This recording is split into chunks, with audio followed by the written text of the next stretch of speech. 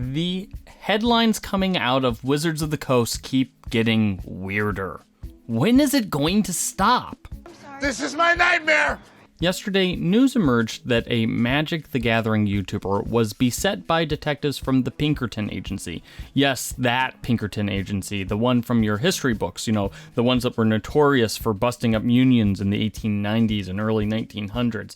The actual bad guys from Red Dead Redemption 2. After that YouTuber posted video of several Magic the Gathering cards that he gained through legitimate means a month before the sets were due to be released. The reaction to the news that Wizards or its parent company Hasbro had sent over agents of the notorious union-busting agency to a YouTuber's house and intimidated him with threats of jail time and, for crying out loud, made the dude's wife cry, was overwhelmingly negative, although it was intermingled with some confusion that the Pinkerton Agency still exists today. Of course, it's likely that Wizards was just the fall guy for a corporate decision from somewhere else within the Hasbro hierarchy. After all, Hasbro's Director of Security Risk Management is an ex-Pinkerton agent. I wonder who decided to give that agency a call to go to some YouTuber's house and steal some cards back from them. Anyways, the Pinkerton debacle is just the latest example of Wizards of the Coast struggling to understand its fanbase as it undergoes a radical transformation from plucky niche game studio to crown jewel of the Hasbro empire. We saw this during the OGL mess, when a corporate apology written by parties unknown that followed a week of silence led the D&D team to directly intercede, with D&D's new executive producer admitting in multiple interviews that members of the Wizards team knew the damage that trying to revoke the OGL would do and were essentially ignored. We saw it during the D&D Creator Summit, a well-meaning event that was meant to shore up confidence between the D&D franchise and the content creators that they hire and use, but it led to rampant disinformation about one D&D being canceled when it wasn't, comments about half-elves and half-orcs being radically misconstrued and requiring correction by Wizards of the Coast and people like us, and tons of creators taking flack for even attending the event while simultaneously being relied upon to act as the press because actual press members, like myself, weren't invited. Go ahead. I didn't want your company anyway.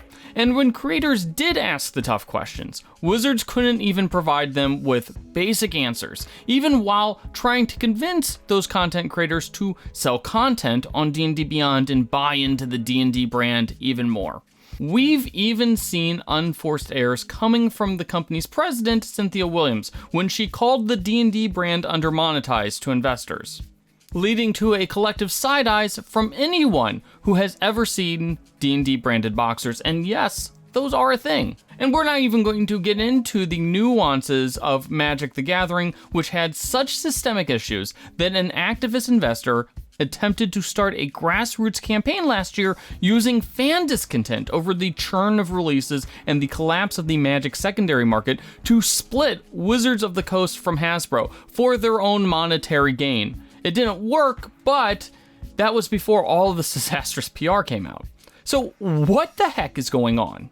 Well, we're not privy to the inner workings of the grand headquarters of Wizards of the Coast, but we do know that Wizards is under immense pressure to increase its profit, especially as it holds up the rest of Hasbro's balance sheet, which, if you pay attention to these investors' calls, aren't doing all that great. And while there are a ton of good people who work at Wizards, and I can't stress that enough, there are a lot of great people at Wizards of the Coast. These are people who care about the games that they are in charge of stewarding, and they care about the community surrounding those games.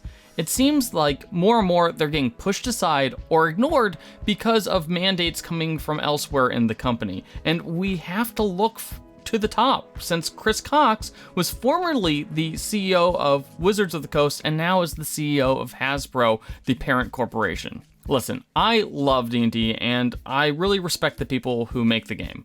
I have had incredibly few bad interactions with folks from Wizards of the Coast over the years, and I have no doubt that they're just as distressed from all the scrutiny and all the, weird headlines that keep coming out about the company. maybe, and I'm just tossing this one out there to the Hasbro executives, maybe it's time to let the people who have turned D&D around and have guided the game to its, so-called corporate promised land of big profits and mainstream recognition to keep running the ship instead of relying on what worked with companies like Amazon and Microsoft, which are frankly just totally different companies and business models than Wizards. Like, Wizards of the Coast makes tabletop games, not video games. If they don't, we're probably just going to keep getting more and more bizarre headlines and bad press, and a further erosion in goodwill that could lead to an even bigger mass fan revolt in the future. D&D has already survived a couple of, really bad press episodes just this year. It's only April. What's going to happen in later this year or in 2024 when the new core rulebooks come out? Anyways, what has been the weirdest headline that you've seen come out of Wizards of the Coast over the past few months? Let us know in the comments section, and don't forget to hit those like and subscribe buttons.